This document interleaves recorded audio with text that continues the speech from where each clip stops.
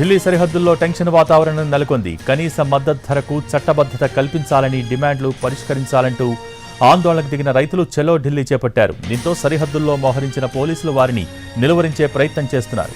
పోలీసులను లెక్క చేయకుండా ఢిల్లీలోకి దూసుకు వెళ్లేందుకు రైతులు ప్రయత్నించారు. దీంతో పోలీసులు టియర్ గ్యాస్ను ప్రయోగించారు. ఢిల్లీ సరిహద్దుల్లో టెన్షన్ వాతావరణం నెలకొంది. కనీస మద్దతు ధరకు చట్టబద్ధత కల్పించాలని డిమాండ్లు పరిష్కరించాలంటూ ఆందోళనకు దిగిన రైతులు చలో ఢిల్లీ చేపట్టారు. దీంతో సరిహద్దుల్లో మోహరించిన పోలీసులు వారిని నిలువరించే ప్రయత్నం చేస్తున్నారు. దీనికి సంబంధించి పూర్తి సమాచారం మా ప్రతినిధి రాజు ఢిల్లీ నుంచి అందించడానికి సిద్ధంగా ఉన్నారు. రాజు, ఓవర్ టు యు.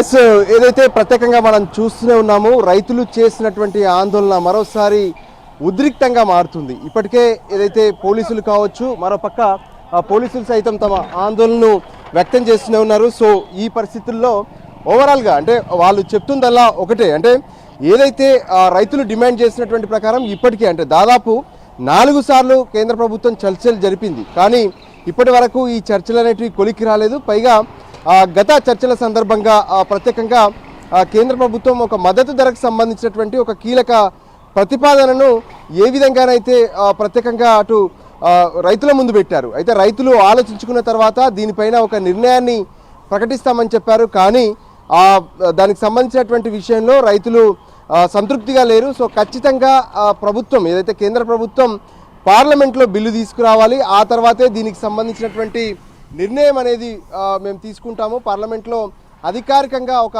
చట్టం అనేది తీసుకురావాలి మద్దతు ధర విషయంలో. అంతేకాదు రైతు రుణాల మాఫీకి సంబంధించినటువంటి విషయంలో కూడా ఒక కీలక నిర్ణయాన్ని కేంద్రం ప్రకటించాలని డిమాండ్ చేస్తున్నారు. అయితే దీనికి సంబంధించి ఇప్పటికే ప్రత్యేకంగా అంటే రైతులు ఏ విధంగానైతే చలో ఢిల్లీకి పిలుపునిచ్చారో ఆ రోజు నుంచి ఇప్పటి వరకు శంభు బార్డర్ అనేది కొంత కీలకంగా మారిందని చెప్పుకోవచ్చు. ఎందుకంటే పంజాబ్లోంచి హర్యానాలోకి ఎంటర్ అయ్యేటటువంటిది శంభు బార్డర్. సో ఈ శంభు బార్డర్కి సంబంధించి ఇప్పటికే పెద్ద ఎత్తున అంటే ఏదైతే గత 10 రోజులుగా కూడా ఇక్కడ పెద్ద ఎత్తున రైతులందరూ చేరుకుంటున్నారు.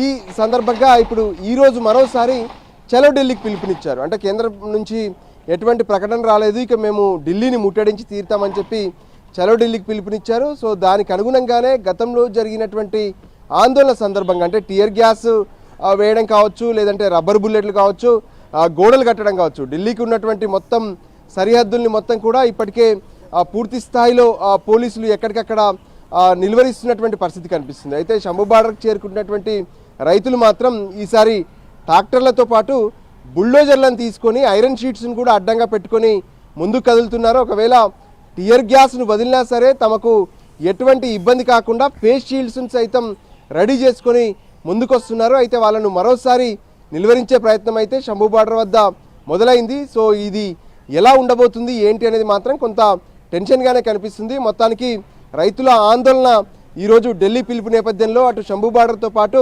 ఢిల్లీకి ఉన్నటువంటి Singhu border, Tikri border, Ghazipur border ఇవన్నీ కూడా ఇప్పుడు కొంత ఆందోళనకరంగా కనిపిస్తున్నటువంటి పరిస్థితి కనిపిస్తుంది. Bhogi. Okay, thank you Raju.